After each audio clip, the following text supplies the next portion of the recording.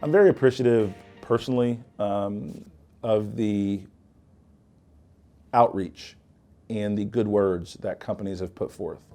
And there are two categories, right? Those that speak out and those that don't, right? But then there's a third level, right, beyond the press release. What are you going to do next? Because when you put that press release out, there is a commitment then to follow up and follow through.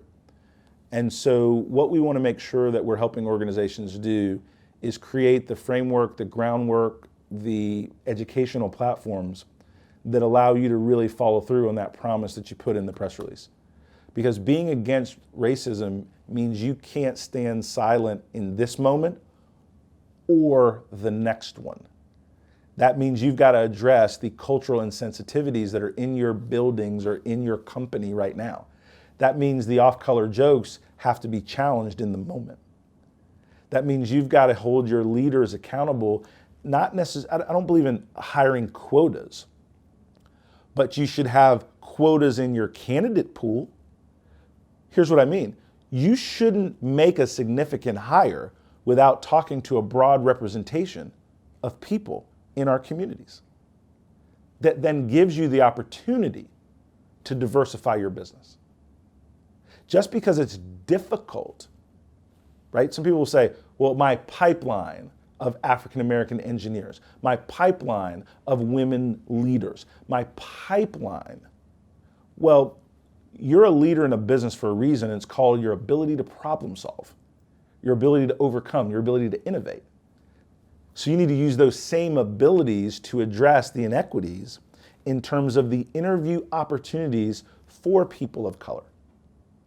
And in doing that, you're going to give yourself a couple of things to your advantage. One, you and your team are going to interact with more people of color.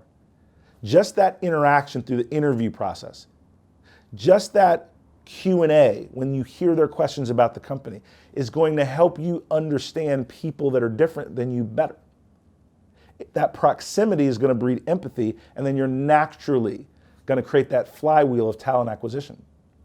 It is also very, very important that you reach out to HBCUs and you partner with them, not just career fair with them, but you partner with them on curriculum changes that more align with the needs of your company, so that you're building that pipeline in freshman, sophomore, junior year, so that you think about this challenge as a long-term opportunity to create diversity and inclusion and equity to grow your company. That mindset needs to seep into the board of directors of your company. If your board, your executive suite, and your vendors all look like you can change that tomorrow.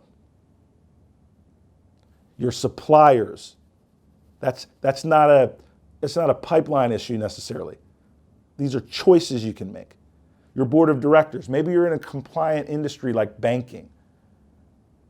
You can create a board of advisors to the CEO to help you solve tough problems, and you can have that group be diverse, and you can do that, you can start working on that tomorrow.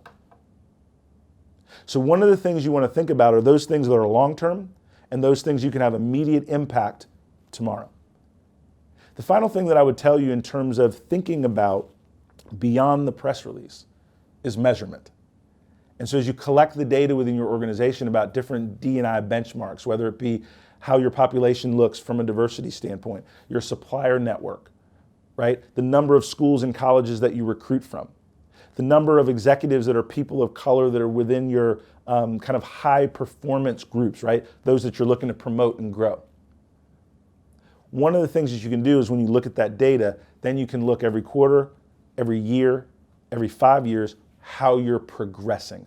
Nobody believes that these changes will happen overnight. But what is expected beyond the press release is that there's a game plan of accountability for what you said that aligns to what you do, that aligns to what you deliver.